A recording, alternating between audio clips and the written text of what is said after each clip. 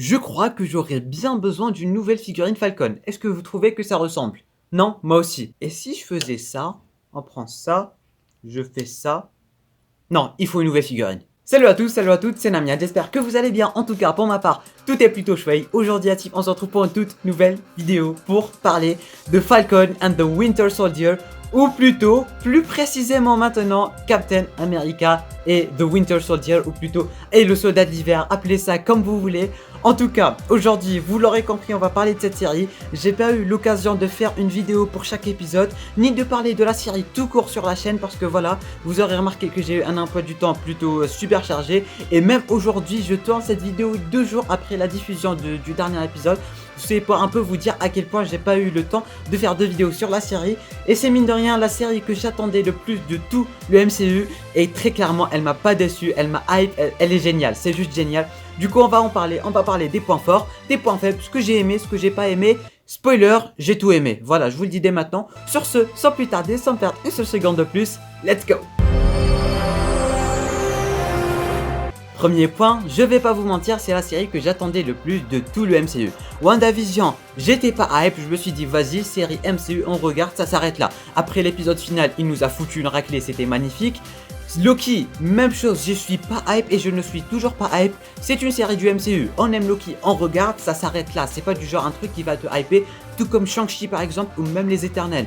Un film du MCU, une série du MCU, on regarde, c'est bien, mais ça s'arrête là. Mais Falcon and the Winter Soldier, contrairement à tout ça, ça me hype depuis le début. J'ai toujours adoré l'héritage de Captain America, j'ai toujours adoré Bucky, j'ai toujours adoré Sam, sa relation avec Captain, sa relation avec Bucky, et en faire une série, c'était juste génial. J'attendais du très lourd de la série et très clairement elle m'a servi, elle m'a gâté et c'était juste magnifique. Ce que j'ai aimé avec cette série, c'est qu'il met vraiment le point sur l'héritage de Captain America ainsi que l'héritage de Thanos, ou plutôt l'héritage du blip et comment le monde va faire avec ce blip, et aussi le racisme qui est un point super important de la série. Et contrairement à ce que fait la CW avec le racisme, l'homosexualité et tout, là il force pas. Et c'est bien fait, et j'ai trouvé ça génial, contrairement à la CW qui arrête pas de forcer avec ses sujets et tout, et ça devient un peu barbant, mais là c'était bien fait. Tout comme l'autre Captain America, Monsieur Isaiah, j'ai aimé cette petite histoire, c'était pas forcé. Des fois on a Falcon qui va lui rendre visite, mais ça s'arrête là. Toujours avec l'héritage de Captain America, on a Sam qui va donner le bouclier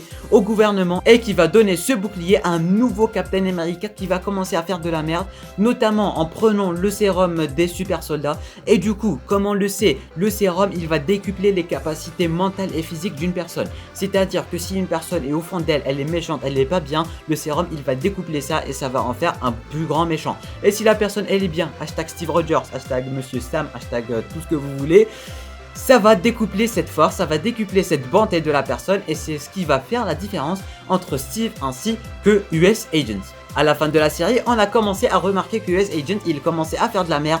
Il a même utilisé le bouclier de Captain pour tuer une personne. Et c'était une scène très difficile à regarder pour nous, les fans de Captain America, et pour les fans tout court. Parce que, vous l'aurez remarqué, on n'a jamais eu du sang sur le bouclier du Captain. Et ils ont vraiment fait super attention à ça. La preuve, quand Sam avait repris le bouclier, quand il avait trouvé du sang, il s'est mis à essuyer ce sang et tout. C'était juste magnifique et super nostalgique de revoir ce bouclier et de reprendre ce bouclier. Toujours avec l'héritage de Captain America, on a Bucky qui était pas d'accord pour que Sam lui donne le bouclier. Et même Sam, au fur et à mesure que la série avance, il s'est rendu compte qu'il avait merdé et qu'il fallait récupérer le bouclier. Et ils ont fini par récupérer le bouclier dans une scène, ou plutôt dans une scène de combat ultra méga badass. Tous les deux contre US Agent, c'était juste magnifique, c'était waouh, c'était officiel.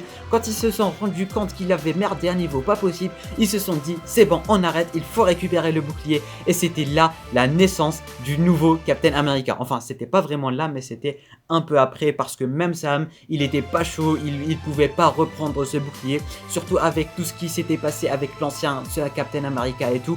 Vu qu'il était noir et tout, c'était vraiment un mardier pas possible. Et du coup, avec un peu de motivation, sa famille, Bucky et tout ça, il a fini par reprendre le bouclier dans l'épisode final, tout comme WandaVision, et on s'y attendait parce que là on remarque vraiment que toutes les séries du MCU ont en quelque sorte le même type d'événement. On nous propose le personnage super détruit après les événements d'Infinity War ainsi que de Endgame. Après ça, le personnage va évoluer, il va avoir beaucoup de répercussions. Dans l'épisode final, il y a un nouveau costume, c'est une nouvelle personne et on adore. Tout ceci pour dire que c'est super kiffé ce côté héritage de Captain America, ce petit triangle, voire ce petit carré, Falcon, le soldat d'hiver, US Agent, ainsi que même Carter, même l'autre Captain America et tout, j'ai vraiment trouvé ça super bien géré de leur part. J'ai déjà parlé du racisme mais on va encore aborder ce petit point pour en parler un peu plus profondément. Comme je disais, j'ai vraiment adoré la façon dont ils nous ont présenté la chose, ils ont pas forcé, c'était bien fait, notamment avec Isaiah et ses répercussions sur Sam, j'ai trouvé ça super sympathique, ça a même impacté Sam en quelque sorte et j'ai vraiment super kiffé. Et après ça, ça a commencé à le motiver et tout, à devenir le nouveau Captain America noir et endosser l'étoile et le bouclier en étant noir, et c'était vraiment un signe super sympa que j'ai vraiment kiffé. Encore un point, c'est le duo entre Sam et Bucky qui est juste exceptionnel. J'adore très clairement le duo.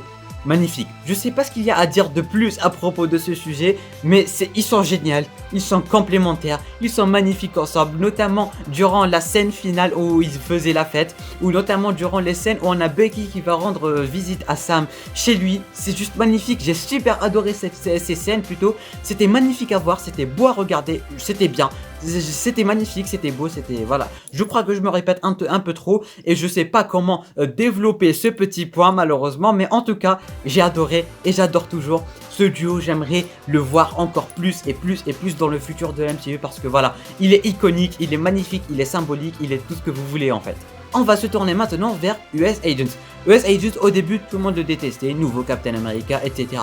On va en passer parce que ça faisait polémique, c'était dégueulasse et tout. Tout le monde le détestait, tu peux pas ne pas le détester. Et surtout, après le 4e ou 5e épisode, je sais plus trop, quand il s'est mis à tuer et tout, c'était dégueulasse. Mais, on va pas se mentir, dans le dernier épisode, j'ai commencé à apprécier le personnage, notamment quand il est devenu US Agent ou même quand il était en train d'aider Falcon et Bucky. C'était beau, c'était magnifique, j'ai trouvé qu'il avait aussi une petite alchimie avec Bucky, une toute petite. On va éviter d'aborder encore plus le sujet, mais ce que je veux dire c'est que je commence à apprécier le personnage, notamment en teasant les Thunderbolts et tout, je trouve ça vraiment génial. Il est de plus en moins chiant, il commence à moins prendre la confiance et j'aime ça en fait. On se tourne maintenant vers les Thunderbolts. Tout comme beaucoup de connaisseurs des comics l'auraient remarqué, on a en quelque sorte quelques petits teasers par-ci par-là qui vont en quelque sorte nous teaser les Thunderbolts, notamment avec la dame qu'on devait voir dans Black Widow qui était censé être le caméo spécial qui a déçu tout le monde, mais ça, on va en passer. On était censé la voir dans Black Widow et du coup le caméo ça va être dans Black Widow et non pas ici. Est-ce que vous avez compris le délire? Bref, les Thunderbolts, qu'est-ce qu'on a? On a US Agent et on a la dame qui est en quelque sorte en train de les recruter, si je peux appeler ça comme ça. On a pas mal de petits clins d'œil, notamment avec le Baron Zemo, notamment avec Power Broker, c'est-à-dire Charlotte Carter. Et là c'est un point qui me déçoit, un niveau pas possible, on va y revenir un peu plus tard. En tout cas, pour les Thunderbolts, je crois que c'est bien parti.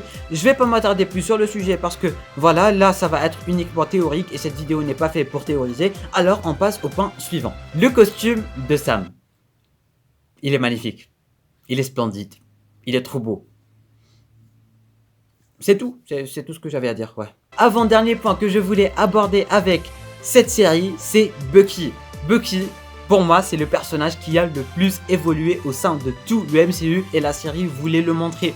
Ses thérapies, ses flashbacks en tant que soldat d'hiver, notamment avec le fils du vieux là. Et vraiment tout ça c'était Bucky et en plus de ça avec l'héritage de Captain America, avec le bouclier. Et en plus de ça le fait qu'il essaie de s'acclimater au nouveau climat, au fait qu'il n'y ait plus de Captain, au fait que le bouclier n'appartient plus à Captain, etc. etc. Et j'ai trouvé ça super génial qu'ils abordent ça de cette manière, c'était juste génial. Par contre, il y a un point que j'ai pas du tout apprécié.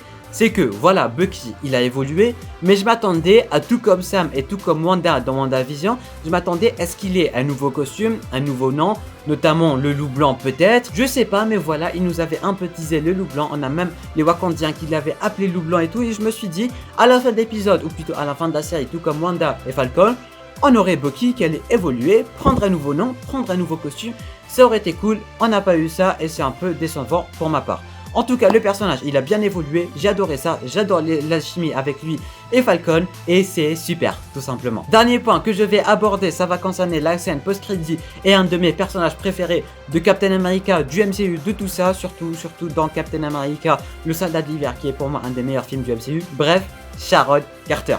Sharon Carter, quand j'ai vu la première bande-annonce, je me suis dit...